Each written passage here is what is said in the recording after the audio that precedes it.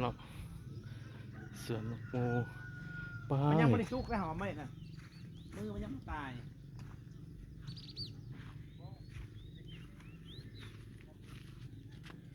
ปลูกมันขึ้นมาพร้อมกัน เปิดสวนนกงูไปเดินหลาเดินไปเด้อย่างไปรถพี่พี่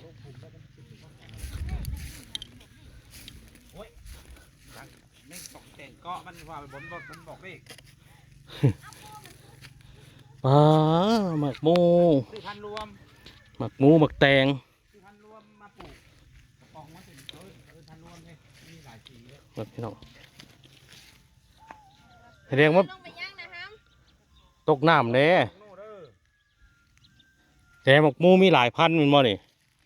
ปองเขาบอกว่าพันรวมเลย เพราะว่ามาสัมภาษณ์คนคนปลูกกับเด้ สภาพจังไดเนาะบ้านนี่ ช่างกันมาก บุหลานก็เล่มหนาผ่านทางโม่นี่จะปลูกได้จักเดือนแล้วจะปลูกได้จักเดือนแล้ว หมักมูนี่เปิดได้จักเดือนแล้วเนาะนี่ ค่าตอบเลย เป็นกล้องแล้วเพิ่นก็บ่กล้าเว้าเลยนะ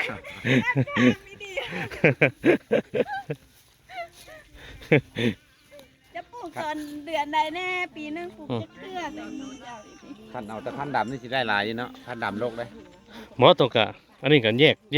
เฮ็ดคัดไปเองก็ได้ตัวบัดนี้เอาว่าเฮ็ดพันธุ์ก็ได้บ่แม่นบ่ เขาไม่สิ